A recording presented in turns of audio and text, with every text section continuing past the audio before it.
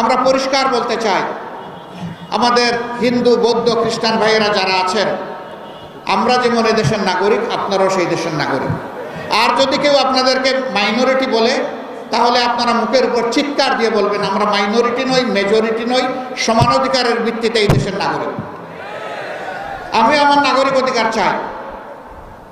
আমাদের ব্যাপারে আর একটা জুজুর ভয়, অনেকে বলেন যে জামাতে ইসলামী ক্ষমতায় গেলে মহিলাদেরকে ঘরে বন্দি করে রাখবে। বাপ এমন যে আমরা 56,000 বর্গমাইলের এই বাংলাদেশে 60,000-এর ঊর্ধ্বে গ্রাম আর 18 কোটি মানুষের ধরে নিলাম কমপক্ষে 6 কোটি ঘর আছে বা 3 কোটি ঘর আছে, হোয়াট এভার মেবি। বাপটা এমন যে আমরা 3 কোটি তালা কিনে রেখেছি, আর ক্ষমতায় গেলেই সব করে একটা করে তালা লাগে, মহিলারা যাতে ঘর থেকে বের হতে না পারে। এগুলো আমাদের বিরুদ্ধে মিথ্যা অভিযোগ। রাসূল করিম সাল্লাল্লাহু আলাইহি সাল্লামের সাথে যুদ্ধের ময়দানে আমাদের মারা অংশগ্রহণ করেছে, যুদ্ধ করেছেন। কঠিন বিপদে রাসূল করিম সাল্লাল্লাহু আলাইহি সাল্লামের জন্য তারা ঢাল হয়ে যুদ্ধ করেছে। উহুদের ময়দানে কঠিন সময়ে পুরুষরা পাশে ছিলেন না। একজন মা চতুর্দিকে ঘুরে ঘুরে আল্লাহ রাসূলকে প্রোটেকশন দিয়েছেন, নিরাপত্তা দিয়েছেন। আমাদের সেই গর্বিত মা ছিলেন হযরতে নুসাইবা রাদিয়াল্লাহু তাআলা আনহা। যুদ্ধ মানুষের জীবনের সবচেয়ে কঠিন কাজ, সেই কাজে আল্লাহ রাসূল মহিলাদেরকে বারণ করেন নাই, সঙ্গে নিয়ে গিয়েছেন। আমরা কারা আমাদের মাদেরকে ঘরে বন্দি করার? যিনি বাইরে গিয়ে দেশের উন্নয়নে অবদান রাখতে পারবেন, আগ্রহী, তার যোগ্যতা, তার দক্ষতা তাকে সঠিক জায়গায় নিয়ে যাবে ইনশাআল্লাহ। তারা দুইটা বাড়তি জিনিস সেদিন বুক করবেন।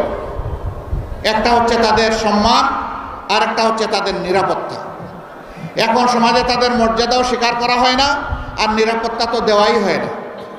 তারা বিভিন্ন জায়গায় বিভিন্নভাবে তারা লাঞ্ছিত হন, অপদস্থ হন। যখন পুরাণিক সমাজ কায়েম হবে ইনশাআল্লাহ তাআলা আযীম, তারা এই দেশে বসবাস করে বলবেন, আমি এ দেশের একজন গর্বিত মা। সেই দিনটি আসুক, আমরা আল্লাহর দরবারে দোয়া করি। আমরা সমস্ত মায়ের জাতিকে মা হিসাবে দেখি। এক চালাক বন্ধু আমাকে একদিন জিজ্ঞেস করে, স্ত্রীকে কি হিসাবে দেখবো? তারেও কি মা হিসাবে দেখবো? বলে হ্যাঁ, তারেও মা হিসাবে দেখবেন, তবে আপনার মা না, আপনার সন্তানের মা। দুনিয়ায় দুইজন মাত্র মানুষ এসেছে যারা মায়ের পেট ছাড়া দুনিয়ায় জন্ম নিয়েছেন। একজন হযরতে আদম আলাইহিস সালাতু ওয়াস সালাম, আরেকজন তার সঙ্গী হযরতে হাওয়া আলাইহিস সালাতু ওয়াস সালাম। আর কোনো মানুষ দুনিয়া পয়দা হয়নি মায়ের পেট ছাড়া। এমনকি ঈসা আলাইহিস সালাতু ওয়াস সালামের বাপ ছিলেন না, কিন্তু মা হযরতে মরিয়ম আলাইহিস সালাতু ওয়াস সালাম ছিলেন।